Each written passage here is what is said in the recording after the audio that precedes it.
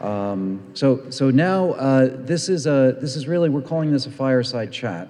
So let me introduce Marc, and then ask him to introduce his colleagues. So Marc is an entrepreneur in residence here at Yale. He's accomplished a lot in his youth. He's been a successful investor. He's a lawyer and an MBA. He's set up a royalty fund, went into, I don't know, quasi-retirement, and came here to benefit us as entrepreneur in residence. And he's continuing his entrepreneurial activities, working to leverage the developments and intellectual property from our university as well as others to continue to build innovation. So thank you very much, and Thanks. I give it to you. Perfect. Let me just introduce my two colleagues just to start. David is a Yale alum, scientist, and entrepreneur. He's worked in the DNA sequencing space for many years, and most recently he's undertaken over the past few years a very big project in the digital pharmacy space. So I'm excited to talk to him about that today. And John has a long history and background as an analyst and consultant across the healthcare spectrum, and he's now the vice president of client services at Truveris Life Sciences. And I'm going to ask him to talk about that part of the business as well as Truveris more broadly in our discussion. Before we dive into our discussion, let me just give a little bit of background for everyone in the room, because you may not be that familiar with the drug supply chain space. And the drug supply chain is essentially this very, very complex web of payers, pharmacy benefit managers, distributors, and pharmacies, and basically everyone around that who stands between the manufacturers of drugs and the end patient, and serves as a barrier but also as a buffer in that process.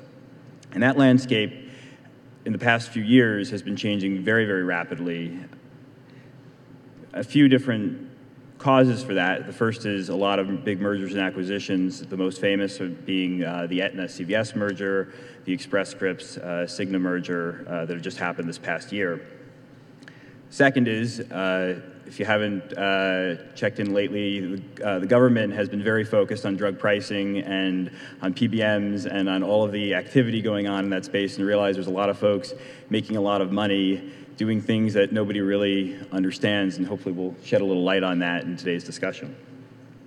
But where's the hope? First off, there's a lot of new entrants. There's a lot of smaller, innovative tech players entering. There's also some giants entering. Harlan had mentioned Amazon kind of as a little bit of a joke early on in today's discussion, but I would say we're going to talk about Amazon very seriously because they're a big digital transformer in the drug supply chain space, and their acquisition of PillPack is just one of many things that they're doing.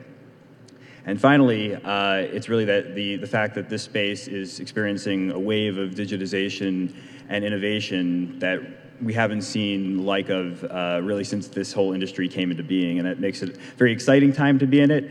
It also means it's very hard to keep up, and that's why it's good to have experts in the room to elucidate some of that for us. So maybe the best place to start is to turn the discussion over to David to talk to us a bit about Valisure, help us understand what an analytical pharmacy is, and how digitization plays into the company strategy. Sure. Thank you very much, and thanks for having me. Do you want to control the slides too? Sure, why not? Take some branding opportunities. So Valisure is essentially an online pharmacy. It's obviously a big up-and-coming area. Amazon buying PillPack certainly has infused a lot of attention into this space. But whereas all of our competitors in the online pharmacy space are really focused on convenience and specific niches of various drugs for specific populations, what Valisure focuses on is the quality of the medication itself, which is a universal value add, of course. And so we're an online pharmacy that's attached to an analytical laboratory. And what that means is we're actually chemically analyzing the actual chemical quality of every single batch of every single medication, screening those that that don't pass our rigorous analysis, and then we dispense medications that pass direct to consumers that come not just with our brand value, but with a certificate of analysis, very much like nutritional information. I mean, you wouldn't buy food without nutritional information, but yet all you know about your meds is it comes in an orange bottle, and these days over 80% of the drug materials are manufactured in India and China. 90% of the drugs that people take are generic. A lot of talk about drug prices and new drugs that are extremely expensive, but the reality is the vast majority of the drugs that most people take day to day are generic, very cheap, and those prices hit rock bottom years ago. And really, we should be a lot more concerned about the quality. Actually, speaking at Yale is nice. The way that Valisure came about was a good friend of mine from Yale that called me up and was telling me about all the problems he was having with his anticonvulsant medications. I think we were talking about anti-epileptic clinical trial before with the previous speaker. I mean, it's definitely an area that people can be very affected by medication variability. Anything that affects the brain, mental health, heart health, people have been feeling these issues, especially when there's so many different generic manufacturers. They all make them differently. They're legally allowed to vary 45% from one another in its bioavailability, which is what actually affects you. So our solution was essentially doing all this analysis up front, doing it in large batches with our own proprietary technologies. We developed our own laser-based analytical system to do this kind of analysis much faster, much easier, much more interchangeable, so we can do many different drugs at the same time, but still very high precision. So we have an ISO-accredited facility. Actually, the FDA doesn't oversee analytics if it's not part of the manufacturing facility, so we're kind of outside of that. But we went to the International Standards Organization to make sure we get a strong accreditation on the reproducibility and consistency of our technology. And long story short, a lot of information behind that, but what really gets to the consumer is the fact that they have a chemically validated medication. And what we've started to see a lot from the healthcare industry, so we launched only a few months ago, end of 2018, and we've seen a lot of engagement now also from healthcare systems. So pharmacy benefit managers that aren't the big evil ones, like some of the big ones you've heard of, but smaller ones like Capital RX said, hey, we're a transparent pharmacy benefit manager. We actually are trying to add value into the system, lower prices, but also have higher quality wherever we can find it. So, Capital RX specifically also does pharmacogenomic testing, so you can get the most efficient medication for you.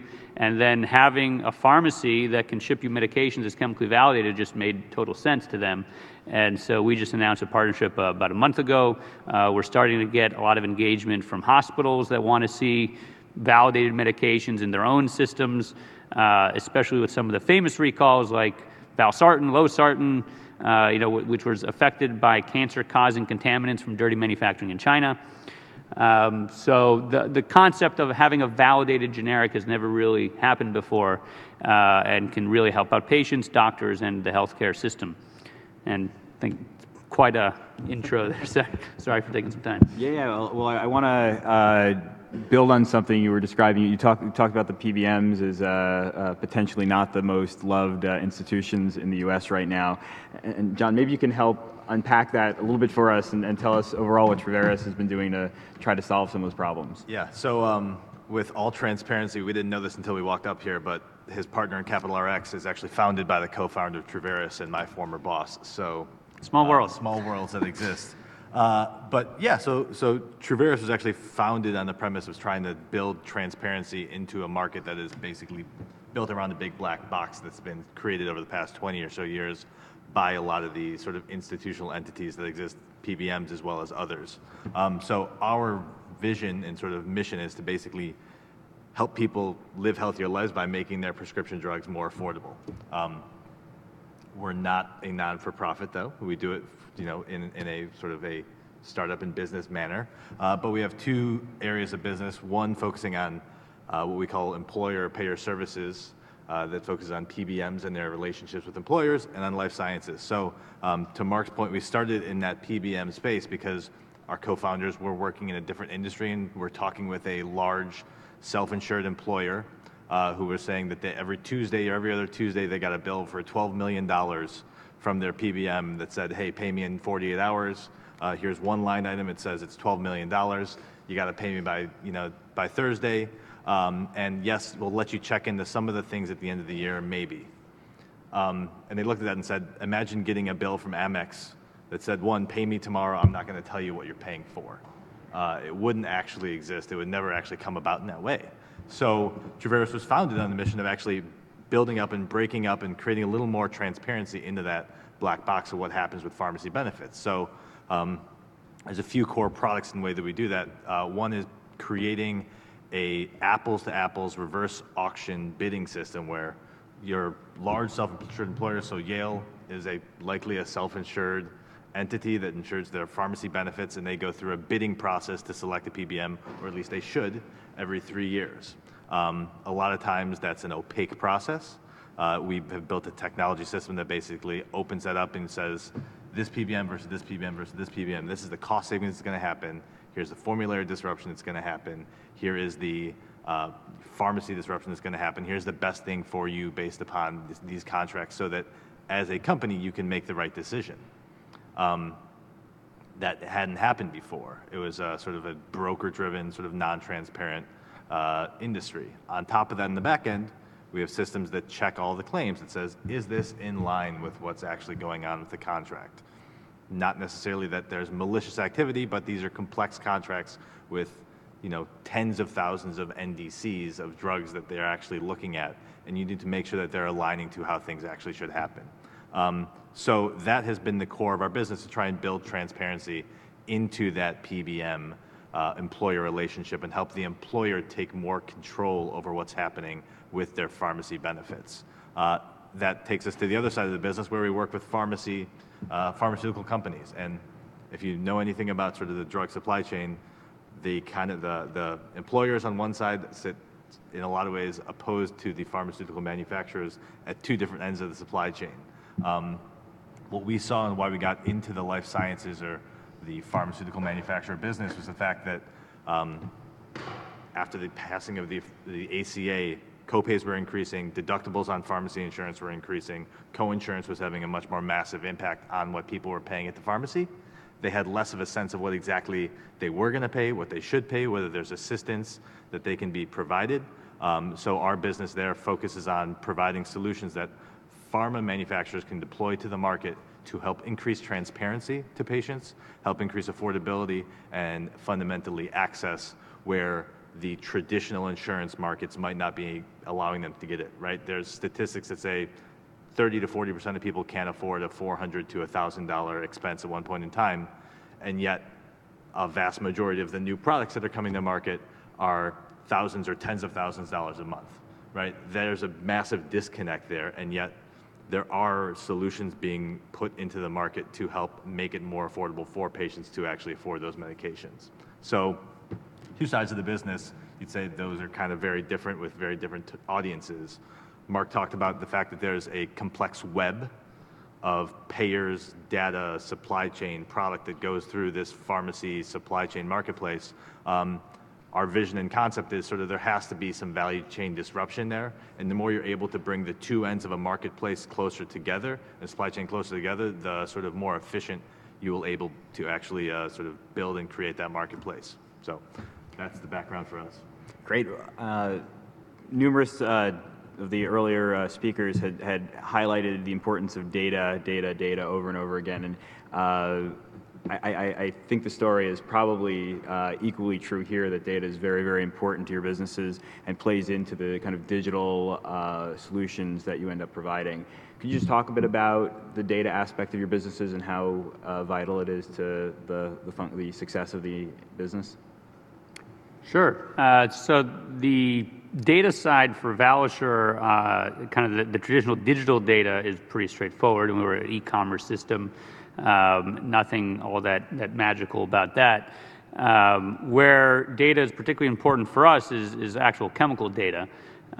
So we analyze chemical properties of medications, but of course that all turns into digital data. Actually, our core technology is based on a spectroscopy-based approach, so it's laser-based. You end up getting this kind of bumpy line that gives you a lot of the information of the individual bonds of the molecules that you're looking at. So you essentially shine a laser at something, and it comes back with this signature of what's going on in the medication. We use that both for the active ingredient and also for inactive ingredients that are in the meds. And we're amassing quite a large proprietary database in that sense. And we do talk a fair amount about, okay, what do you do with that? At some point, could that be valuable to the pharma supply chain? Could that be valuable to distributors, to hospitals or group purchasing organizations that are looking to find the best deals? But what about quality being another portion of that matrix of making purchasing decisions?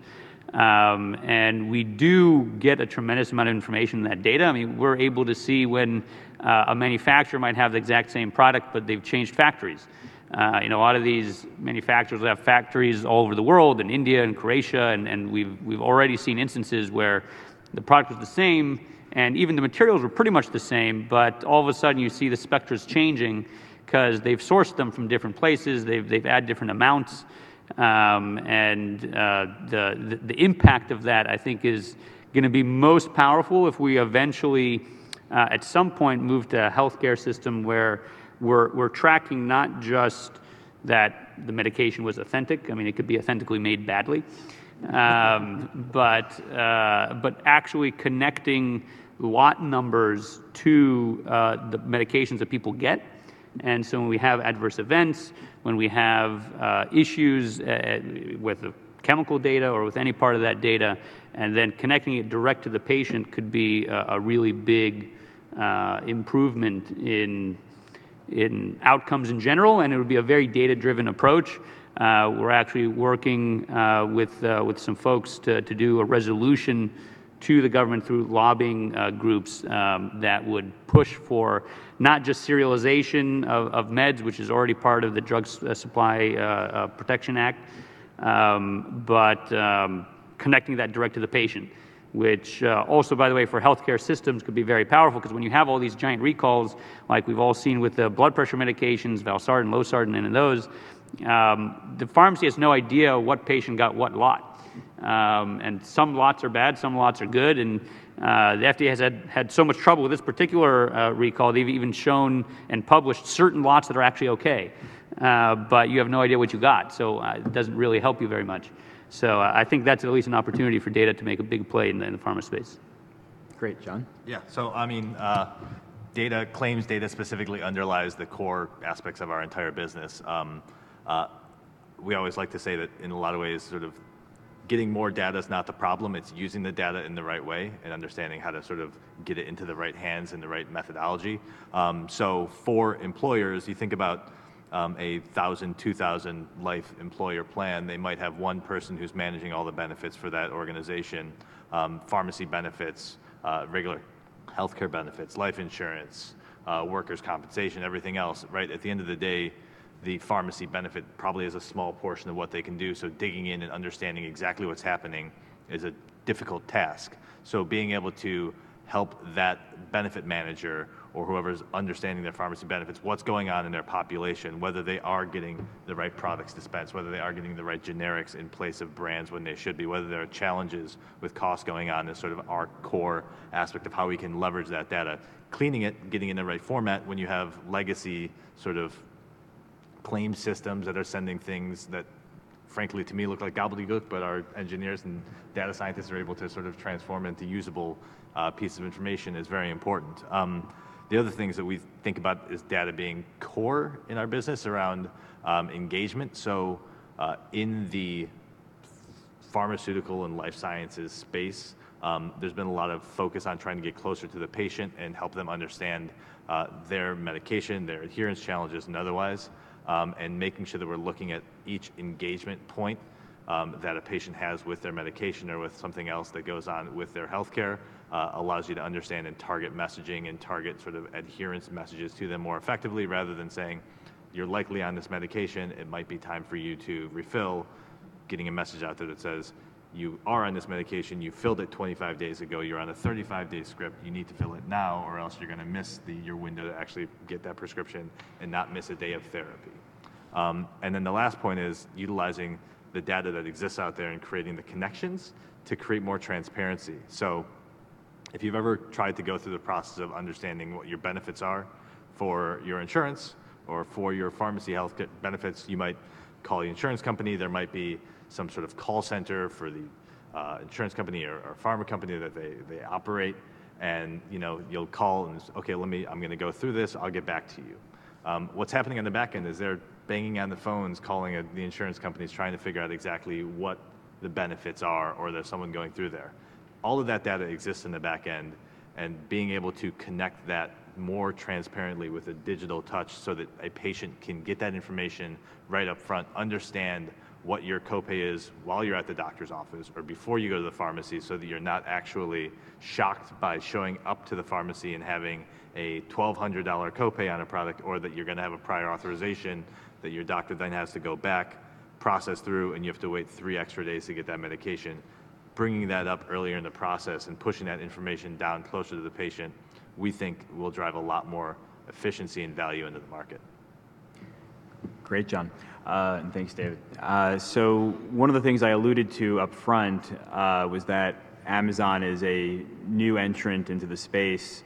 Both on one hand, I just actually read this morning that with their pill pack business, they're now starting to aggressively market this through your Amazon Prime account. So expect to start getting some emails asking you if you've taken your drugs lately and if you want to buy them through Amazon.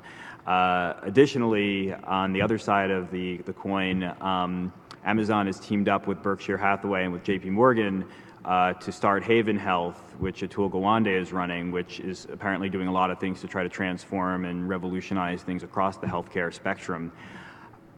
I think there's obviously a lot that we don't know about what Amazon is doing, but would love to get both of your perspectives as to what you think Amazon is going to be doing in the drug supply chain in the coming years, and how you think that kind of digital revolution may or may not transform the industry. And John, why don't we start with you first? Yeah.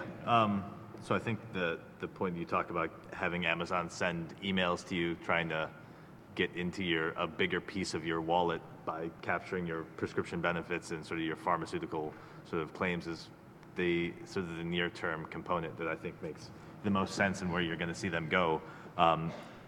I actually think the time frame you referenced, sort of years, is probably going to be years and years and years. You think about how long it took Amazon to transform the way we purchase books, groceries, and otherwise. It's decades to get there. Healthcare is not as fast-moving sort of industry.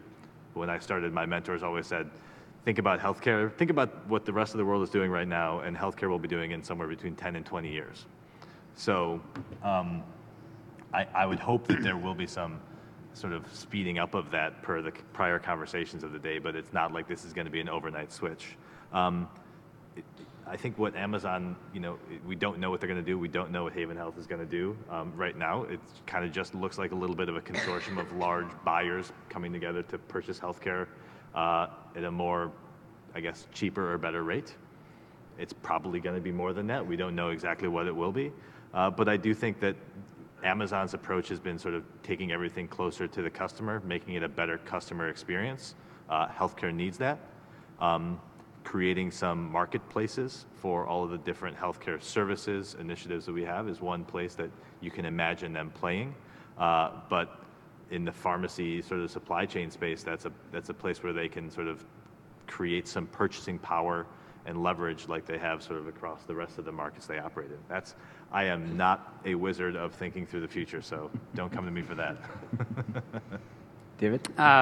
So it's interesting, it's actually your former boss at Capital RX that mentioned about pharmacy benefit in general, and I guess it could be used for a healthcare system in general. The concept that there's an industry that's really done a lot for consolidation as opposed to innovation.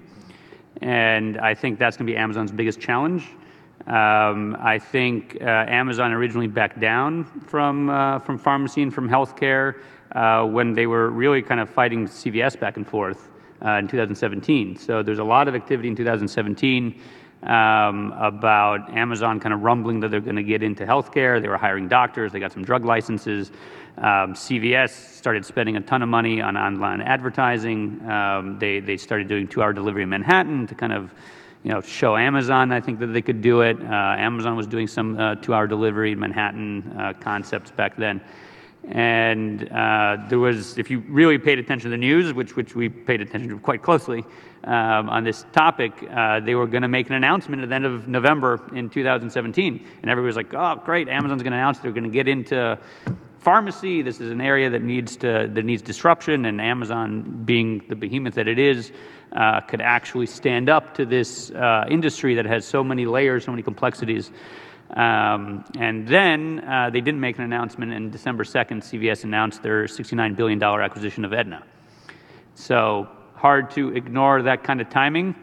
And the fact that they didn't make an announcement, and then a couple months later, it was the Berkshire Hathaway, JP Morgan conglomerate where they gave no details. They basically just said, we're going to change healthcare with a bunch of really big names. It's nice that it's actually coming to fruition now, perhaps. Let's see what they actually do. I think there's still lots of questions about any of the details, about what they're really going to do with that or not. But I think it was Amazon's kind of shot off the bow back to CVS of, okay, you won this round, but we want to be in this. We want to make a difference in healthcare. And I think, though, however, to your point, I mean, this is an incredibly complicated system that doesn't change overnight. I think some of the biggest issues Amazon's going to have is things like PBMs. Caremark, Express Scripts has dropped PillPack before, and I'm sure they'll do it again as soon as they decide that it's a threat. Then you lose 90 million lives or so, insured lives.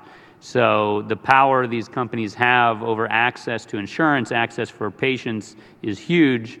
And I think Amazon's challenge is the fact that they want to make everything easy, but this isn't an easy system.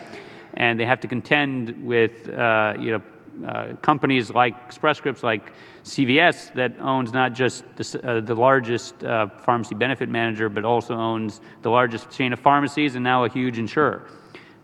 So the power to block out Amazon is massive, and I think that's what's going to take years to figure out. So as an online pharmacy, how do you think the sort of Amazon's use of PillPack as also an online pharmacy, but them having effectively built out and acquired a number of brick and mortar locations to potentially create that both online and brick and mortar place that we know sort of in the pharmacy world is a necessity when there's medications you need today and other medications you can wait for? Right. So from our perspective versus Amazon perspective, it was very different. Amazon needs to capture a significant portion of that $500 billion pharmacy market in order to move their needle. We're not so big. So we're able, to carve out niches where it matters most for people. And I think if you look at any of the other online pharmacies, or most of them, they're very niche focused. Hims and Roman that get a lot of play now is just erectile dysfunction medications and sexual health medications. You have companies like Pill Club that I think raised just $60 million recently, and it's birth control that come with chocolates. So, niches. And we hope that we're starting off with niches like mental health medications, heart health medications, neurology, working with potentially some big clients or even clients like Capital Rex that are not a huge PBM, but for us is great to start off there and then grow with a universal value add that could potentially affect the industry as a whole as opposed to just big niches. But yeah, big versus small has a lot of impact on your business model. In most markets, a $60 million raise wouldn't indicate a niche market, right? But healthcare is right. Healthcare is so massive, yeah. Well, on that topic of $60 million raises, Greg had raised a point up front that the investment dollars in digital health have been ballooning exponentially, and this is a little bit of a case in point for that. Where do you think it goes from here? Do you think this ride continues up indefinitely, or does some kind of reality hit the market that some of these things are playing out and some of these things aren't, and valuations come down and dollars come down? So if you really look at those numbers closely, for the last 3-4 years, venture capital dollars have kind of leveled off a little bit as a whole. Slight increase, but what's been a huge change, and I think across the markets, is the check sizes get bigger and bigger, and the total checks go down. So I think the general VC market, and I don't know as much on the granular side of digital health, but definitely as a whole has become more and more risk averse. I think kind of the heyday of like, hey, I got an idea, oh, here's a check and some money, which never really existed, but more or less, maybe in Silicon Valley. But I think that's kind of gone away largely, and I think the venture capitalists are taking more conservative bets with bigger checks and more established. Could be a niche, right? So I think healthcare does lend itself a lot to niches that are still massive, but they're definitely being more conservative. My perspective is basically that the VCs aren't in this for just giving away money for the sake of giving away money, and they need to sort of get some returns on it eventually. And with a lot of digital health investments that they have made over the past, call it 5 to 9 years, they haven't seen sort of the exit velocity either through acquisitions or IPOs that you technically may have seen from some other sort of heavily backed VC markets. So, PillPack, right? There's all this digital health investment, and that's a huge exit for the healthcare market, and it's $1 billion, right? That's a big exit, but the amount of money that's been put into the market, there haven't been sort of call it the Lyfts, the Ubers, the other companies that are worth tens of billions of dollars that you see across these other heavily invested sort of venture-backed industries. And actually, I'll say one more point on that, which was just in the New York Times like a couple of weeks ago. There's a big article talking about a variety of these online pharmacies like Roman, like Hims, and others that have kind of gotten into a gray regulatory area. And so I think also with healthcare, it's one thing to have all these startups going in every direction, but you can start to innovate faster than the law catches up. And regulators catching up. We know from our context of the DEA, they're very concerned about the particular class of online pharmacy where there's a doctor involved, right? And so a lot of these sexual health pharmacies, their whole point is that, well, this is embarrassing, don't go and talk to your doctor, come to us and fill out a form, and we'll essentially just give you some meds, and there's supposedly some doctor somewhere that's signing off on all this. And the doctors are starting to get pissed off about this. Like, there's a reason this requires a prescription. You're supposed to talk to your doctor about it. It can be bad for you if you don't. And this New York Times article, it was talking about a lot of these lapses where like they're not even telling you what the doctor was, and all these things that even changed as soon as the New York Times got interested in it and started asking questions. So I think that's another perhaps headwind for these venture capitalists and such, is that they're pouring money into this and they're like, oh crap, maybe this will be shut down. So definitely a consideration in health as opposed to kind of standard tech companies. Great, thanks guys. Let me turn it over to the audience for some Q&A. Well, of course, I had to get up here and be first in line to ask a question. There's so many interesting things that you've brought up and so many interesting topics, but let me dive into this one. So, in some ways, this is a David and Goliath story. Truveris, Valisure, disruptive companies using disruptive technology, taking on the large incumbents, the evil corporations, who are not going to be happy about this. So, I guess my question is really, what reaction have you seen, and what reaction do you expect for them not to let this happen, whether it's efficiency in pricing, whether it's efficiency in information around drug supply and purity? Have you seen anything? What do you anticipate, and how can you kind of protect yourself really for things that ultimately bring benefit to patients and consumers? I'll start with that one, I guess. So while employers on the sort of the payer side of our business are our core clients, the PBMs are actually key partners to us, right? A marketplace doesn't exist unless it has essentially two sides to it. So, yes, there's a little pushback against it, and there's the goal to sort of own as much data and as much of the information as possible. But sort of there's a necessity of actually taking part in something when your client as the employer sort of wants to go down that process and actually take that into the case. So sure, there's pushback, but I think in general everyone sees it as a necessary sort of step towards the future. On the life sciences side, how it mixes with our payer side of the business, right? A lot of times you hear about copay programs and affordability programs being at odds with PBMs, and otherwise, if you follow anything in the news, there's these things called copay accumulators, whereby PBMs are starting to not count any sort of copay support that you get from a manufacturer or someone else towards your deductible or out-of-pocket maximum. There are certain laws in state legislatures that are being passed to make that illegal or to supplant that with something else. So there's a lot of I guess, trading going on of blows to figure out exactly what's going to happen. And sort of our perspective is that there has to be a way to bring those a little bit closer together, the two parties closer together, so they're not sort of at odds with one another when both, in a lot of ways, are trying to do the same thing, which is to get a product of value that's going to help someone's healthcare into the patient's hands. Let me actually throw the investor perspective in on this as well. So innovations that are somewhat easy to replicate, be it same-day delivery, or be it even a very basic online portal. CVS has proven that they can very quickly follow where digital pharmacies or smaller digital innovators go. So the competitive advantage just melts away too quickly, really, for an investor to get excited.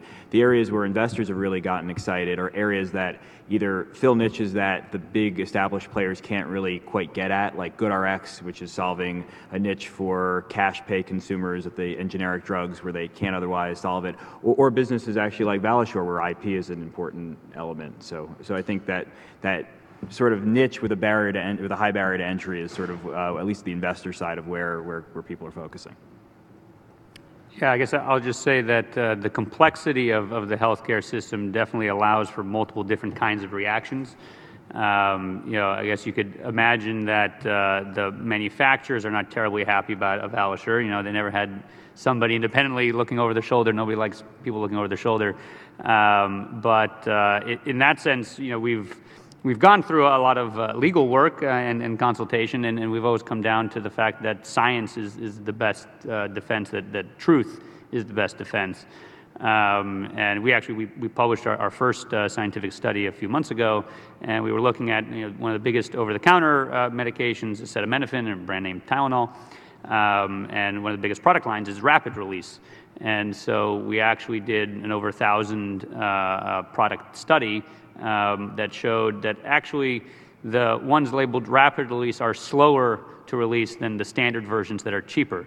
They actually put these kind of blue and red coatings that look really nice, but slow them down. So everybody thought, oh, you're going to get sued. All these things are going to happen. And we published in a peer-reviewed scientific journal. The Washington Post covered it and did a whole feature on it. And I'm sure they weren't happy about it to that point. They did officially comment and so on, but no lawsuits came in the other way. And I think it was one of the things that other people in industry started saying, like, wow, we're a hospital and we have a bunch of medications. We care about the quality of care for our patients. And they reacted very positively, like, great that you're doing these kinds of work. We want to work with you to do other studies on other medications and perhaps bring medications into our systems. So you can get a variety of reactions, but I think the consumer angle of all of this has become so much more important that ultimately the industry is beholden to the consumer. The fact that GoodRx exists is simply because there's this whole loop around where you have this cash pay capability that goes around this entire system. Yeah. And again, it's big enough that it turns into billion-dollar businesses. Not big enough for Amazon to play purely in that, but for a lot of other companies it is. So yeah, a lot of angles. On the product quality thing, though, I think from the manufacturer standpoint, they've spent a lot of money on sort of in-market, post-market tracking of product quality and sort of making sure that if anything comes up that they're following up on it and sort of tracking those batches. So if someone is sort of getting it from the point where it never gets to the point of actually having to be in market with product quality, hypothetically, I would imagine that there could be a benefit across the board there. Yeah, I think ultimately there's a lot of benefits specifically of what Valisure does, and it being very different than anything that's been done in the industry before in this area. I'm sure it'll ruffle some feathers, but I agree that it's an overall value add. Like, how can you argue with higher quality medications? So we'll just do one more question. I know we're standing between everybody and lunch. That's not a good place to be. So I'll keep this short, but you mentioned, I think John in particular, trying to bring end payers, employers, and some of the manufacturers closer together. Do you see any solutions, or is part of your role going to the policymakers to try and make it more capable for manufacturers to provide, products directly to those that are actually paying for it versus having all of the middlemen? Yeah, so I think you're seeing a lot of news around what's happening in sort of legislatures and Congress around sort of that and the potential elimination of safe harbors on rebates, maybe the actual addition of safe harbors on copay support within the Medicare space, going to purely net pricing dynamics from a manufacturer to PBM. I think the product flow is probably always going to sort of stay somewhat the same in the sense that the wholesaling market otherwise exists in the same way it does in a lot of other industries. It's the payment flow that might change a whole lot. I think that the biggest challenge is that there's a lot of contracts that exist around the gross price, net price dynamic that exists, and there's got to be some significant transition periods to move out of that. You are seeing manufacturers drop certain and have certain NDCs come out with net price dynamics. You have Optum and a number of other sort of PBMs starting to talk about purely pass-through formularies and passing through the rebate savings for your patients in deductibles. We haven't seen a lot of that actually come through in the actual implementation. It'll be interesting to see what happens there, but it's an unsustainable market where you have increasingly a small percentage of patients basically exposed to a very high increasing gross price, but the market and the industry overall sort of accreting less and less growth every single year on a net basis. So I don't know exactly what the solutions are going to be, but I do think sort of maybe marketplaces, other things where you can carve out different pieces of what the employers are buying and what the pharmaceutical manufacturers are, putting in place, going through some direct rebates directly to employers to make sure that they're able to manage their own formularies better. There's a lot of different solutions that are sort of being explored. I would say that immediate change is not something you're going to see, but it's going to be an evolution. great, John, David, really appreciate your time, and thanks again to everyone. Thank you very much. Thank you guys.